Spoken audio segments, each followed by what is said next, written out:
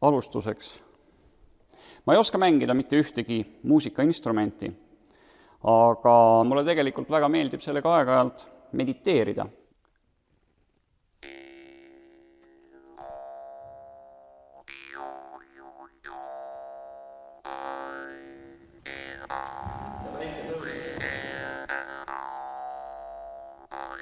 Ma ei ole vist kuigi originaalne, kui ma ütlen, et sellel aastal kõik asjad teistmoodi tulevad.